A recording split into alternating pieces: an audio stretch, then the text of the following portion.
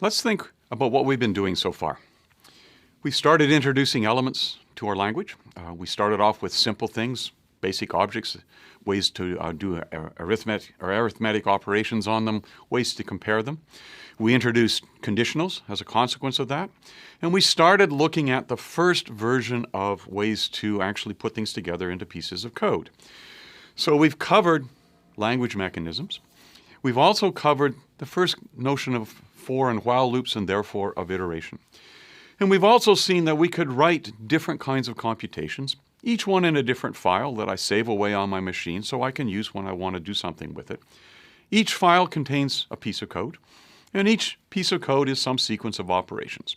It could be a simple branching program. It could be an iteration like a for loop or a while loop. It could be something else. This is fine when our code consists of a few lines. This is fine when our problems are very small. But it doesn't really scale very nicely. As I start thinking about pieces of code that might be hundreds or thousands of lines long, simply doing it this way is a real challenge. It's hard to keep track of the details. It's hard to make sure that I've got the right information in the right place in that code. Does this go at line 95 or at line 296? I need a way to really capture this better. I need a way of structuring my code, structuring my computation so that I can think about it much more efficiently. And that's what we're going to introduce now. One of the things to keep in mind is, in fact, good programming is more than just adding more code.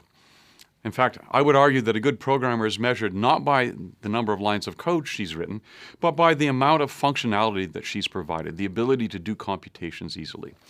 And so to make that happen, we're going to take a really nice pivot, introduce a major new thing, and that's the idea of a function.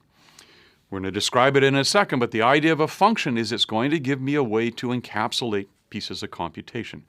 And in fact, a function is intended to give me two really important aspects of computational thinking: decomposition, sometimes also called modularity, and abstraction. So what do those mean? Let me give you an analogy, something a little bit different. I'm sure you've all seen a projector. I think of a projector as a black box. Now, the one I'm showing here happens to have a black box around it, but by black box, I literally mean a construct whose details I don't understand. In fact, most of us don't know what's inside it, how it actually works. If you open it up, you see a bunch of electronics, and unless you're a really good electrical engineer, you probably don't understand how it works. It doesn't matter, because you know the interface. You know the input-output behavior. And in fact, that black box comes with a standard interface that says if I plug an appropriate piece of electronics into it, that box can communicate with it, and it's going to produce an output. It's going to show slides on the wall.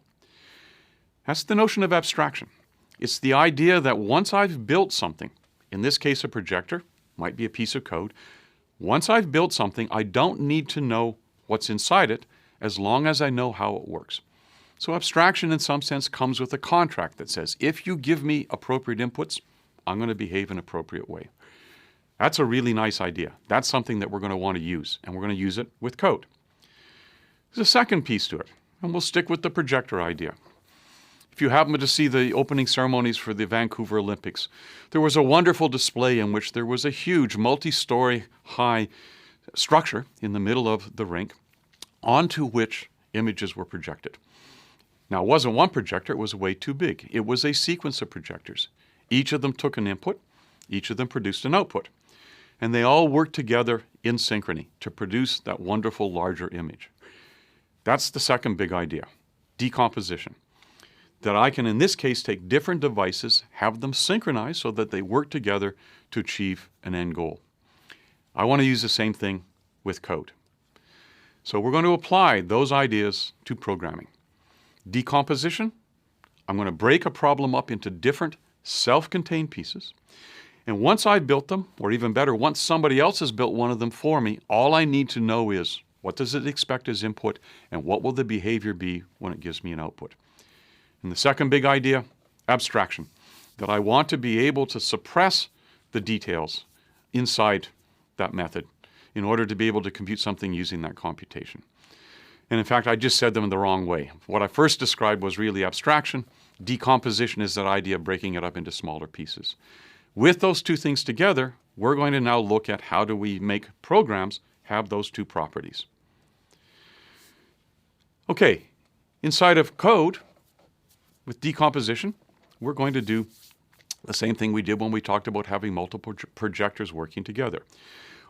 When I'm going to structure a big piece of code, I'm going to divide it up into modules. And those have the property that they're self-contained. That means they have everything they need inside of them. I'm going to use it to break the code up into pieces that I can separate apart. And they're intended to be reusable. I can use them multiple places. If you think about it, so far, even if I have a little file, I can only use it once. Or if I want to reuse it, I've got to go back and recall the file. Here I'm going to structure code so that I can use it in multiple places. And we're going to see that this idea of dividing code into modules is both going to keep the code organized and coherent. It's going to be easier to structure.